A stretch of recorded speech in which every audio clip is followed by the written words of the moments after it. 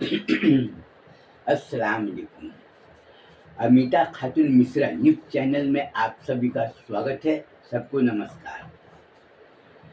आप लोग हमारा वीडियो देखते हैं और हमेशा वीडियो देखने के बाद में आप लोग अपना सुझाव देते हैं और कुछ आलोचना होती है और आप लोगों का सुझाव और आलोचना से हमने एक अपना नया मार्ग को काफ़ी मजबूत बनाया।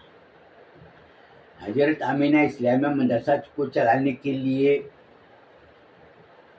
हमने हम तो अपना योजना बनाया और अपनी जानकारी दिया, लेकिन योजना को सफल बनाने में बुद्धिजीवी लोगों का हाथ है और इसमें सबसे ज़्यादा हाथ है महिलाओं का। चाहे वो कोई भी समाज की महिला हो, महिलाओं का बहुत अपूर्व उन्होंने अपने शक्तियों से, अपने सोच से, अपने विचार से उन्होंने खुलकर साथ दिया। लोग बोलते ना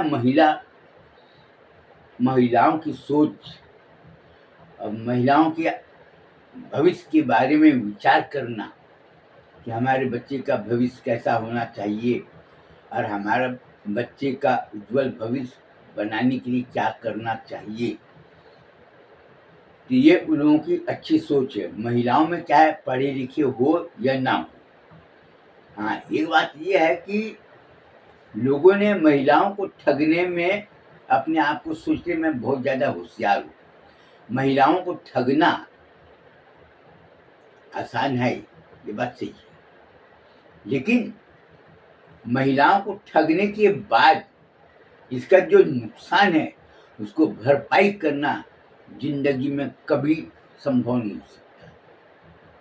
प्रवचन बहुत से लोग करते, कौन से समाज में प्रवचन नहीं करते, लेकिन हर समाज में महिलाओं का अभूतपूर्व योगदान रहा है, इसको कोई नकार नहीं सकता।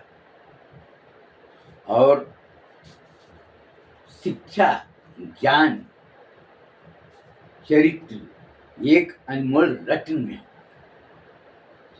एक तरफ अगर सोना रख दिया जाए और एक तरफ ज्ञान की पुस्तक रख दिया जाए तो समझदार आदमी सोना को छोड़ देगा और ज्ञान का पुस्तक, ज्ञान प्राप्त करने वाली सामग्री उसको अपना ग्रहण कर लेगा। क्यों? क्योंकि ज्ञान के बल पर वो सोना जितना रखा उसका 10 गुना वो अर्जित कर लेगा। लेकिन अगर किसी को कहा जाए कि तुम ज्ञान को छोड़ दो और सोना को या धन को अपना लो, तो कोई अपनाने को तैयार नहीं होगा।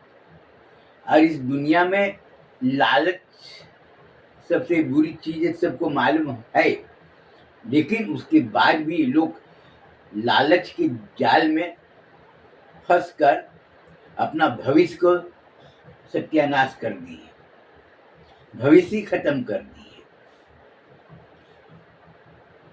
कुछ उदाहरण प्रस्तुत करने के लिए हमको मजबूरन बोलना पड़ रहा है। पहले क्या थे कि दुकान में महिलाएं काम करती थी मजबूरी में, और कुछ महिलाएं दुकान खोलकर अपना दुकान चलाती थी, उसकी मजबूरी थी, लेकिन उसमें शालीनता थी, उसमें अश्लीलता कहीं नहीं थी, उसमें विश्वास था, धोखा कहीं नहीं था, उसमें स्नेह था, लेकिन उसमें किसी को नीचा दिखाने की प्रवृत्ति नहीं थी। महिलाओं में जो होती थी, पढ़े लिखे हो या ना हो, काफी गहराई से जब इसका अध्ययन किया गया है तो पता चला है कि किसी का आदमी मर गया, वो औरत बेवा हो गई, तो सब्जी की दुकान खोलने के लिए मजबूर हो गई, कोई किराने की दुकान खोलने के लिए मजबूर हो गई, कोई बाजारों में दुकान लगाने के लिए मजबूर हो गई। ये उसकी मजबूरी थी और माल बेचते थे और लोग उसके ऊपर में विश्वास करते थे कि ये औरत धोखा नहीं देगी। क्यों विश्वास करते थे? क्योंकि उसको अपनी दुकानदारी चलानी, हमेशा दुकानदारी चलानी, इसलिए विश्वास करती थी। सब्जी बेचती थी तो ग्राहक को बोल देती थी ये ऐसा है, ये ऐसा है, संबोधित करती थी, चाचा जी, मामा जी, भैया जी, ऐसा बोल के संबोधित करती थी। उसके आवाज में मिठास होती थी। अगर नहीं भी लेना चाहता था लेकिन लोग ले लेते थे। क्यों? क्योंकि उसमें याचना नहीं थी, परिश्रम थी। बोलते बोलते थे तुम क्या, बोले घर का खर्च चलाने के लिए कुछ न कुछ तो करना पड़ता। और उस समय लोगों में सहयोग की भावना थी और सम्मान की भावना थी। वो भैया बोलती रही, मामा जी बोलती रही, चाचा जी बोलती रही, तो उसमें एक अपनत्व दिखाई देता रहा। और लोग दूर से आते थे लेने के लिए, तो सब्जी अच्छी दिखती है, या किराने की दुकान है वो खोल के बैठी, या सिलाई करती रही घर में बैठ के, तो लोगों में अपनत्व के साथ साथ में रिश्ता भी काफी मजबूती होता था। ग्राहक में सहयोग की भावना होने से और उसमें एक ये स्नेह और प्रेम की भावना वो औरत में होती थी। वो दोनों में काफी मजबूती होती थी। क्यों? क्योंकि जो ग्राहक था वो सोचना था कि आज ये औरत बेवा है, हो सकता है इसकी जगह पर अगर मेरी बहन अगर होती तो क्या होता। उसमें भय था। उसकी मजबूरी का फायदा कोई नहीं उठाते थे। और सिर्फ इतना बोल देती थी कि भैया कुछ परेशानी है, अगर आप उधारी पैसा लिए अगर दे देते तो हमारे घर का जो परेशानी थोड़ा सा हो जाती। तो लोगों में बोलते अच्छा ठीक है भाभी जी। लोगों में दीदी बोलने की था, नहीं तो भाभी बोलने की था, नहीं तो बेटी बोलती थी, ये थी। और लोगों में दे देते और ये चलते आ रहे थे। और ये चलन बहुत ही मधुर था। लेकिन कुछ स्वार्थी लोगों ने ये योजना को जब देखा तो उन्होंने क्या किया कि बड़े बड़े दुकानों में लड़कियों को उतार दिया, सज धज के। उसको कोई लेना देना नहीं। वो एक ही बार बोलती थी सर आप ये चीजें लीजिए, बहुत अच्छा है, ये है, ये है। वो हमेशा सज धज के आती थी, अपने सौंदर्य का प्रदर्शन करती थी। कपड़े ऐसे पहनते थे कि लोग उसको दिखे।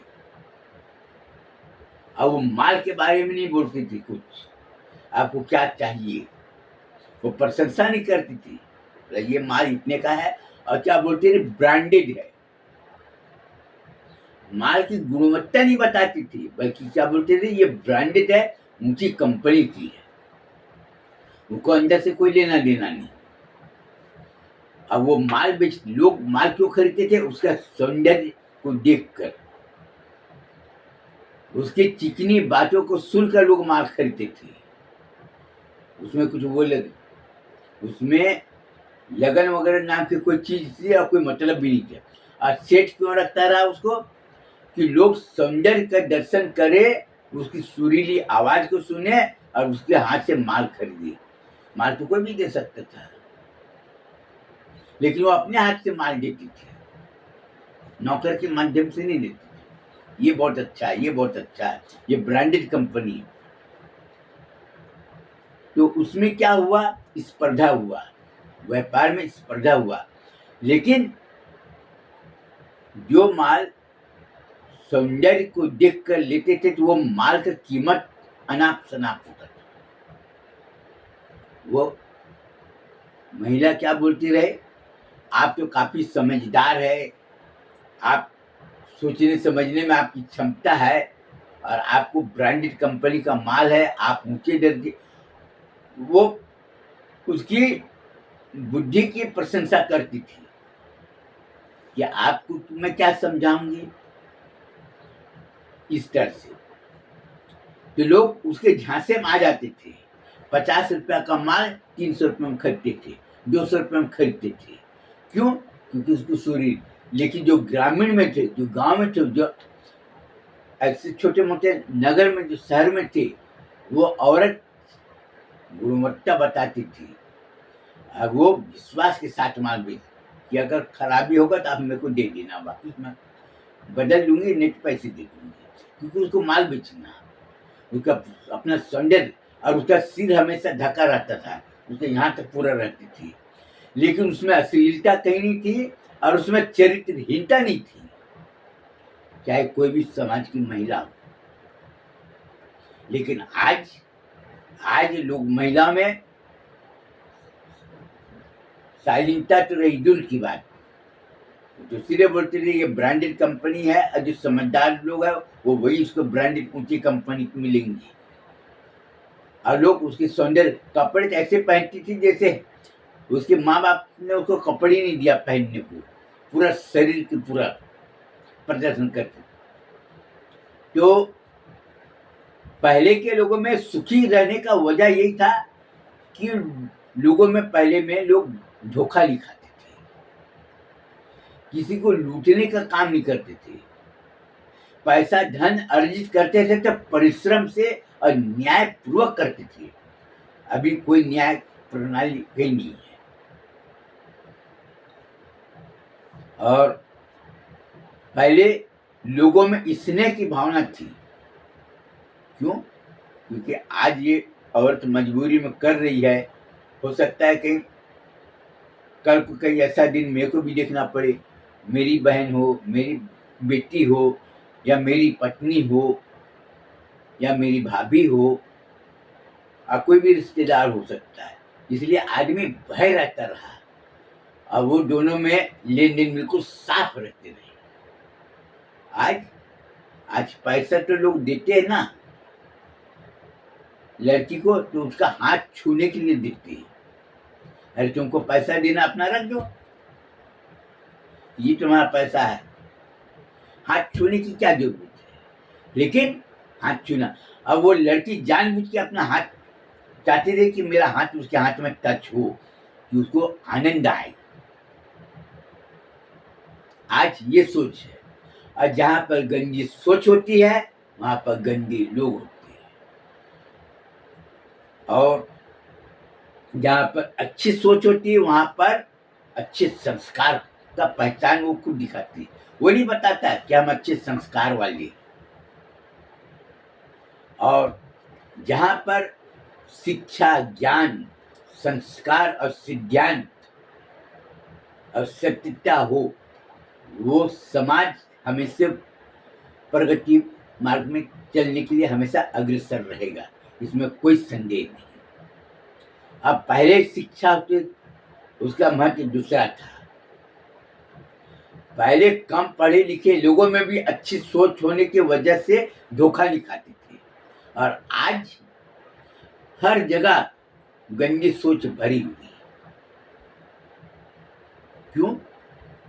क्योंकि वो संस्कार, वो ये नहीं जानता है कि हम अगर संस्कार हमारा गंदा होगा, हमारी सोच गंदी होगी, तो उसका परिणाम क्या निकलेगा।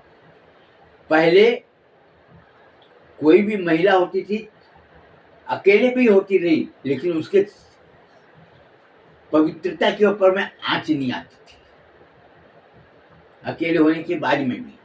और ये सुनने को नहीं मिलता रहा कि उन्होंने उसके साथ में गंदी हरकत किया या इन्होंने उसके साथ में गंदी हरकत किया, और झूठा लांछन, झूठा आरोप नहीं लगाते थे। आदमी भी नहीं लगाता था, औरत भी नहीं लगाती थी। क्यों? आदमी अगर झूठा लांछन लगाएगा तो लोगों के नजर में आएगा कि इसके खानदान अच्छा नहीं है। आदमी झूठा लांछन क्यों नहीं लगाता रहा? कि अपना भविष्य को देखता रहा, इसका दुष्परिणाम हमारे बाल बच्चों के ऊपर में क्या पड़ेगा ये दिखता रहा। औरत झूठा इल्जाम नहीं लगाती रही। क्यों? क्योंकि औरत अगर झूठा इल्जाम लगाएगी तो उसका चरित्र के ऊपर में लोग तरह तरह के सवाल उठाएंगे, और उसका दुष्परिणाम ये देखने को मिलेगा कि उसके संतान भी उसके गंदी राह पर चलेंगे और लोग उसको गंदी नजर से देखेंगे। तो लोगों में भावना अच्छे होने की वजह से उस समय के लोगों में अच्छी पहचान बनती रही। हर जगह उसको मान सम्मान मिलता रहा और हर काम में वो सफलता प्राप्त करता रहा, कहीं पर भी जाए। और आज कदम कदम पर धोखा हो रहा है, कदम कदम पर लूटपाट हो रहा है। आज आप देखो नतीजा क्या हो रहा है। आज आप वीडियो देखते होंगे, फेसबुक देखते होंगे, यूट्यूब देखते होंगे, इंस्टाग्राम देखते होंगे। आज आप देख लीजिए पुलिस केस कितने बन रहे हैं। महिलाएं, फैमिली कोड बना हुआ है, पारिवारिक न्यायालय बना हुआ। आज आप देख लीजिए कितने की शादी हुए 5 साल भी नहीं हुए, तलाक की अर्जी लग गई। क्यों? क्योंकि मैं तुम्हारे साथ रहने नहीं। आदमी को ये पता चला मेरी पत्नी का कई लोगों से प्रेम संबंध का रिश्ता है, और वो दौलत के नशे में आकर वो अपना बना बनाया घर को उजाड़ देते थे। जाकर देख लो। आज तो कुंवारी लड़की, मैं नहीं बोल रहा हूँ, जो फैमिली कोर्ट में जो गया है वहां से मेरे को जानकारी मिली है। हम लोग को क्या मालूम। मैं यहाँ पर बैठे रहता हूँ, कौन से शहर कहाँ पर किसकी लड़की किसकी बहू है, किसके साथ में अफेयर है नहीं है, भाई मेरे को क्या मालूम। लेकिन मेडिकल रिपोर्ट बता रहा है कि शादी होने के पहले ये गर्भपात कराए। भाई मेरे नहीं, साइंस जितना तरक्की किया है, विज्ञान जितना उन्नति किया है, विज्ञान से फायदे भी हो और नुकसान भी हो रहे हैं। नुकसान क्या हो रहा है कि आज कुंवारी लड़की को अगर कोई चेक करना चाहेगा, अगर गंदी है तो बोलेगा मैं मेडिकल चेकअप नहीं कराऊंगी, तुमको शादी करना करो, नहीं करना मत करो, हमारा मान सम्मान का। और जो लड़की अगर पवित्रता है, बोले कि मैं पवित्रता हूँ, जहां मर्जी वहां से मैं परीक्षण के लिए तैयार हूं। तो आज आप ये देखिए कि लड़की की उम्र 12 साल, 13 साल, 14, 15 साल, उसकी प्रेमी एक नहीं कहीं उसको प्रेमी मिले होंगे। शरीर की बनावट, कुंवारी लड़की को अगर पर पुरुष का अगर हाथ लग गया तो शरीर में ऑटोमेटिक परिवर्तन आ जाता है, पूछने की जरूरत नहीं पड़ती। और लोग सौंदर्य के कारण अपना भविष्य को पतन की मार्ग पर ले जा रहे हैं। इसका उत्तरदायी कौन है? समाज। आज समाज अपने भविष्य को लेकर चिंतित है, लेकिन भविष्य का विनाश को रोकने के लिए वो कोई उपाय नहीं कर रहा है। इसका यही कारण है। जो आदमी अपने बेटे के लिए अच्छी लड़की खोजना चाहता हो, वो आदमी अपनी बेटी के बारे में नहीं सोचता कि मेरी बेटी के कितने प्रेमी है, मेरी बेटी की चाल चलन कैसी है, वो नहीं दिखता। जो आदमी दूसरे के बारे में सोचता है, वो खुद अपने घर के बारे में नहीं सोचता कि ये होना है। और हम अपने मदरसे के बारे में बात नहीं कर रहे हैं। आज बहुत से स्कूल है जो कि अच्छे संस्कार उसमें मिल रहे हैं। स्कूल के संस्कार उसके पहनावे से पता चलता है, उसके शिक्षा से पता चलता है। आज स्कूल में पढ़ाने वाले जो शिक्षक हैं, शिक्षिका हैं, उसके आचरण व्यवहार से पता चलता है कि कैसे शिक्षा हो रही है। और आप लोगों को तो हमने पहले बता दिए, हजरत आमीना इस्लामिया मदरसा हम चलाती है, और इसका स्थापना 1980 में हो चुका है, लेकिन 1985 से ये लोगों के नज़र में आया है। क्योंकि जैसे बोलते हैं ना, कोई पौधा वगैरह कोई छोटा सा लगाए तो पौधा धीरे धीरे बड़ा होता है, लेकिन जब जैसे जैसे उसका समय बीतता जाता है तो पौधा बड़ा होते जाता है, और जब पौधा बड़ा हो जाता है तो लोगों के नज़र में आ जाता है। उसी तरह से हमारा हजरत आमीना इस्लामिया मदरसा है, और हमने खोले और चला रहे, और हमारा मूल उद्देश्य है कि हजरत आमीना इस्लामिया मदरसे में सभी समाज के लोग पढ़े।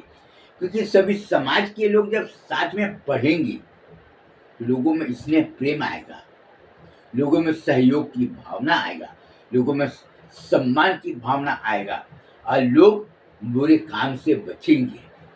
क्यों बचेंगे? वहां पर जात पात कोई नहीं बोलेगा, सब मिलकर काम करेंगे।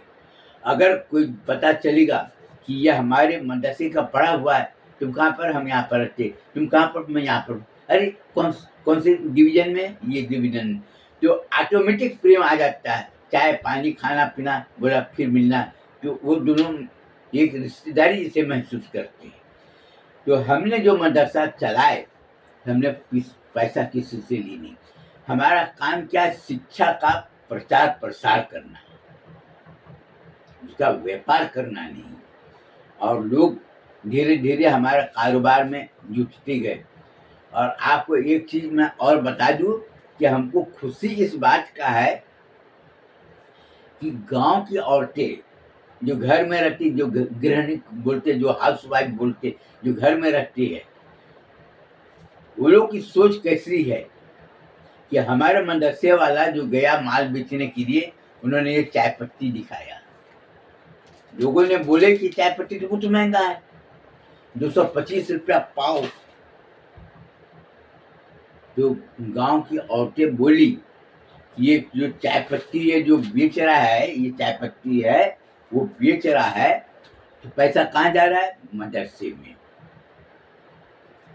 अगर वो अपने घर में दुकानदार पैसा अगर कमाता है तो क्या करता है? अपने घर चलाता है। पैसे क्या, पैसा धन अर्जित करता है, अपने घर चलाता है। लेकिन ये जो कारोबार करता है, मदरसा चलाता है।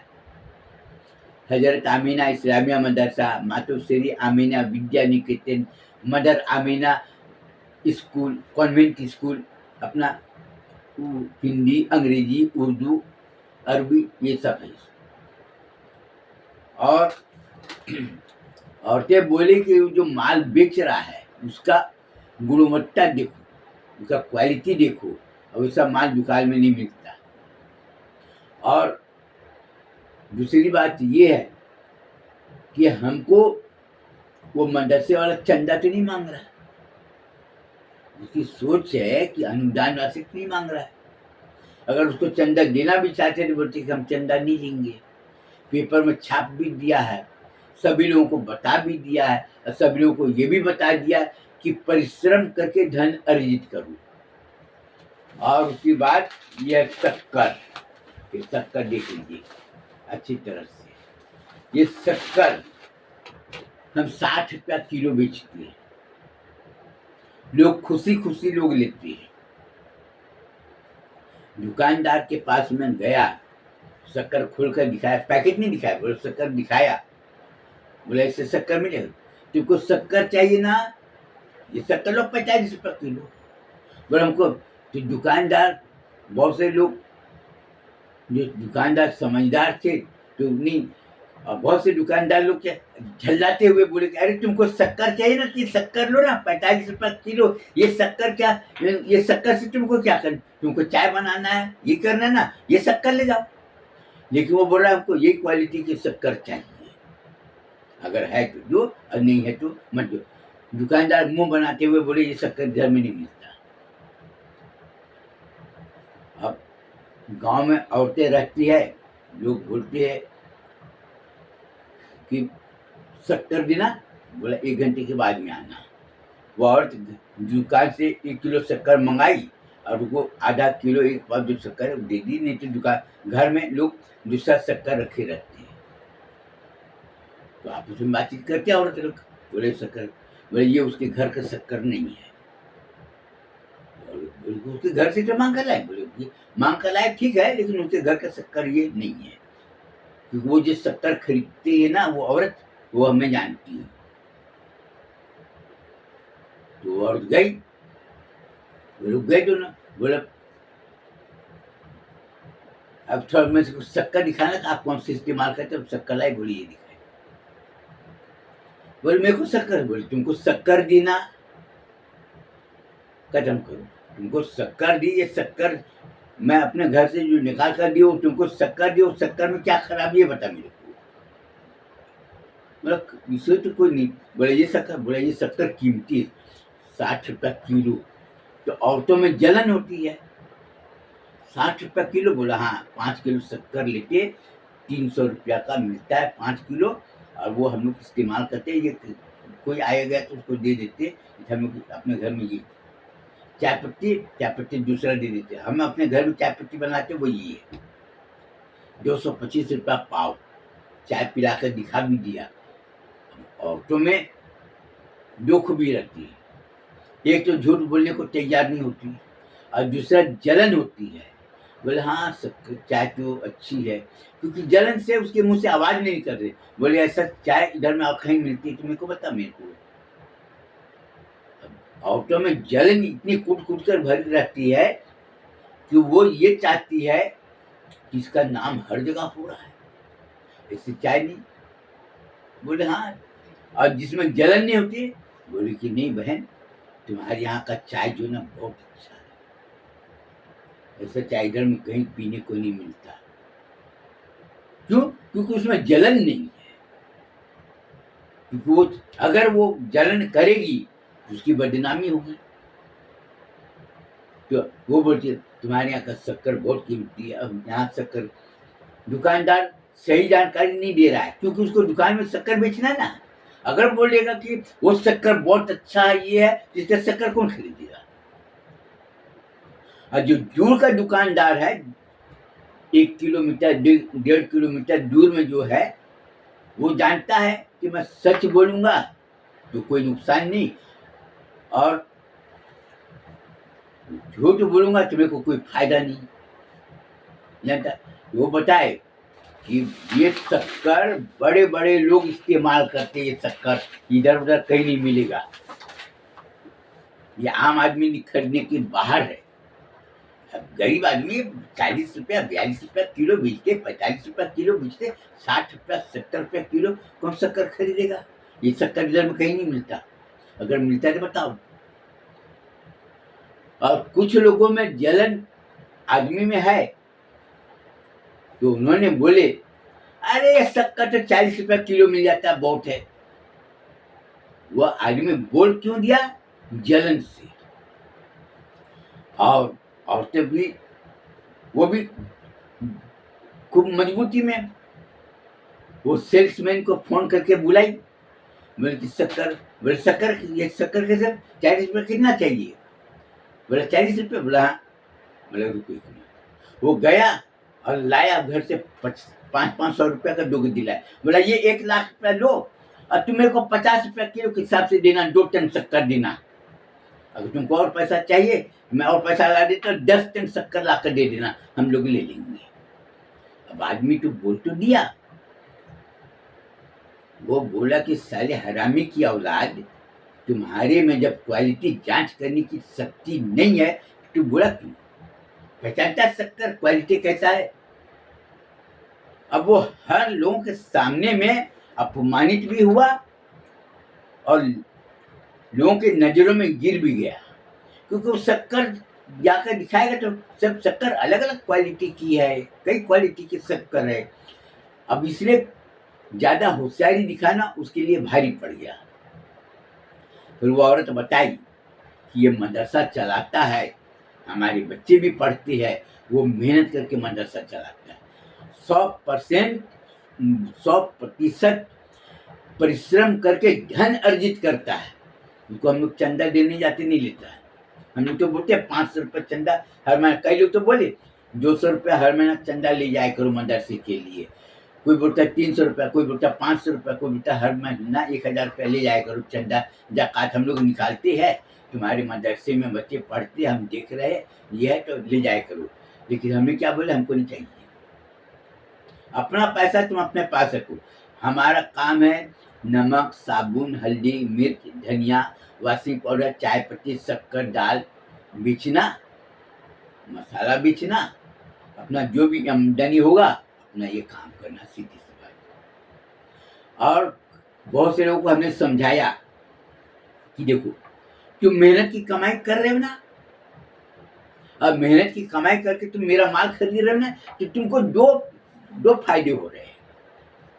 पहला फायदा ये हो रहा है कि अल्लाह की नजर में तुम जो भी दुआ मांग रहे, जो भी नमाज कर रहे, तिलावत कर रहे, वो कबूल हो रहा है, क्योंकि अल्लाह का फरमान है कि मेहनत करके दौलत कमाओ। एक दूसरा ये है कि आप मदरसे का सामान खरीद रहे हो ना, तो मदरसे वाले को पैसा कमाने के लिए जो कारोबार किया उसको तुम मदद कर रहे, इधर उधर किसी का आगे हाथ फैलाने की जरूरत नहीं पड़ रही है, तो तुमको दोहरी फायदा हुआ। और हमारा काम सरलता पूर्वक और आसानी से चल रहा है। अभी कई लोगों को हमने बताया 1,000 रुपया, 5,000 रुपया, 10,000 रुपया जो बॉन्ड निकाले, और गांव वाले बताए कि साल भर में हमने जितना मुनाफा करेंगे तो 50% मुनाफा मदरसे को देंगे, 40% आपको देंगे, 10% कारोबार में लगाएंगे। तो ये पढ़े लिखे लोगों को आसानी से समझ में आना चाहिए, लेकिन पढ़े लिखे लोग बोलते हमको तो कुछ समझ में नहीं आ रहा है, तुमको चंदा चाहिए, तुम हर महीना आओ ना, 100 रुपया 200 रुपया होगा, हर महीना हम दे दिया करेंगे, अपना मदरसा चलाना। लेकिन वो सच बोलने की ताकत उसमें नहीं है, और सच बात सुनने की ताकत नहीं है उसमें। क्यों? क्योंकि उसमें जलन है। अब आप ये बताइए, जैसे ये बोतल है, अब ये बोतल में मैं थोड़ा पानी निकाल दूंगा, मैं बोलूंगा इसमें तेल भरूं, तो क्या होगा? पानी भी खराब, तेल भी खराब, दोनों खराब होगा। न पानी इस्तेमाल में आ सकता है, न तेल इस्तेमाल में आ सकता है। लेकिन अगर वही चीज पानी का बोतल में पूरा पानी अगर भर देंगे, जैसे ये पानी पूरा भरा हुआ है, और ये पानी कोई भी बोलेंगे, किसी को भी पानी बोलेंगे पियो, तो कोई भी आदमी पानी पी लेगा। या ये बोतल में पानी निकाल देंगे और उसमें सुखा देंगे, और इसमें अगर तेल भर देंगे तो तेल भी सुरक्षित रहेगा, वही खराब नहीं होगा। तो दो में से कोई एक, या तो पानी भरो नहीं तो तेल भरो। और वो बोलेगा मैं तेल भी भरना नहीं चाहता और पानी भी भरना नहीं, मैं दूध भरना चाहता हूँ, ठीक है दूध भी भरो, कोई हर्ज नहीं, लेकिन कोई एक चीज भरो। अगर एक ही बोतल में हम तीनों चीज सोचेंगे भरेंगे, तो वो कोई देखेगा तो मजाक भी उड़ाएगा, और वो तुम्हारा कोई काम में भी नहीं आएगा। इसलिए आदमी को अपने जीवन में हमेशा सही काम करना चाहिए, सही बात बोलना चाहिए। अनजाने में अगर कोई गलती हुआ हो, वो को कोई भी आदमी माफ कर देगा, और उसकी कहीं पर भी बदनामी नहीं होगी। लेकिन जानबूझकर अगर कोई काम अगर करता हो, तो पूरी दुनिया में उसकी बदनामी होगी। बदनामी होगी अलग, वो कहीं से भी जाएगा ना, तो उसको देख कर लोग हंसेंगे, बोले ये जा रहा है साल, अपने आप को बहुत ज्यादा होशियार समझता था, सब उसका मजाक उड़ाएंगे। तो बदनामी भी हुई, लोगों के नजर में उपहास का केंद्र भी बन गया, और लोग उसके ऊपर में विश्वास हमेशा के लिए खत्म हो गया। और सबसे बड़ी बात यह है कि आज बहुत से मुस्लिम जो गांव वाली है, उसको हमारी बात इतनी आसानी से समझ में आ गई। बोलते ना, अभी बहुत जगह आई लव मोहम्मद का नारा चल रहा है, बहुत जगह सिंबल है, बहुत जगह बोर्ड लगा है, बहुत जगह, तो लोग को वो तो चला रहे हैं, लेकिन सबको दिखाई दे रहा है कि ये जो आई लव मोहम्मद का जो स्टिकर लगाया है, घरों में ये लगाया है, बोर्ड लगाया है और बैनर लगाया है, वो सब दिखावे के लिए, सबको दिखाई दे रहा है। जैसे कोई बोलते ना पानी, दूध में पानी मिलाकर बेचते, ये दूध बेचता है, जो समझदार नींबू डाला, दूध फट गया, पानी अलग, वो तो सबको दिखाई दे रहा है। कैसे दिखाई दे रहा है? जो आदमी बोल रहा है आई लव मोहम्मद सल्लल्लाहु अलैहि वसल्लम, तो बोल रहा है कि साले एक दिन में 50 बार झूठ बोलता है। वो बोल रहा है, साले बोल रहा है आई लव मोहम्मद नारा लगा रहा है, साला फलाने आदमी का पैसा दिए तो वो तो दिए ही नहीं वापिस, बोल रहा है आई लव मोहम्मद। तो वो उपहास का केंद्र बन गया। जो लोग नहीं जानते थे, आज खुला मजाक, आज मुसलमानों का मजाक अपने आप उड़ रहा है। वो चूतिया का बच्चा कानपुर वाला पुलिस वाला क्या किया, जश्न ईद मिलादुन नबी में लिखा, बहुत से लोग होते हैं आई लव मोहम्मद सल्लल्लाहु अलैहि वसल्लम, तो लोगों को मिर्ची लग गई। सर वो चूतिया को सोचना चाहिए मैं किसी का अगर विरोध करूंगा तो उल्टा प्रचार हो जाएगा। वो ये नहीं सोचा, आज पूरे दुनिया में प्रचार हो गया। और जो आदमी आई लव मोहम्मद बोल रहा है, बहुत से लोग जानते कि ये आई लव मोहम्मद बोल रहा है। नहीं यार, वो आदमी ना बेईमानी नहीं करता, किसी को धोखा नहीं दिया, किसी के साथ में बेईमानी, वो अपनी पहचान बना लिया। जैसे कोई बोल रहा है मैं आई लव मोहम्मद सल्लल्लाहु अलैहि वसल्लम, कोई बोलेगा नहीं यार वो आदमी बेईमानी नहीं करेगा। क्या बोल रहा है? वो आदमी किसी को धोखा नहीं देगा। हाँ, मदरसे के चंदा मांगने आया, वो नहीं दिया, वो अलग चीज है। चंदा देना और नहीं देना उसे वो कोई मतलब नहीं निकलता है। आई लव मोहम्मद जैसे बोला ना, बोला मैं चंदा नहीं देता, तो उसे कोई मतलब नहीं। लेकिन किसी को अगर झूठ बोला, किसी को धोखा दिया, किसी के माल को हड़प कर लिया, तो अपने आप मजाक का वो केंद्र बन गया। तो हजरत आमीना इस्लामिया मदरसा में पढ़ने वाले बच्चे को और बच्चियों को मैं यही संदेश देना चाहता हूँ कि तुम अपने जीवन में सदा आगे बढ़ते रहो, और तुम्हारे साथ में जितने भी पढ़ने वाले हो, तुम्हारे जैसे लड़के हो या लड़कियां हो, सब में एक दूसरे में स्नेह प्रेम के संबंध को काफी मजबूत बनाओ।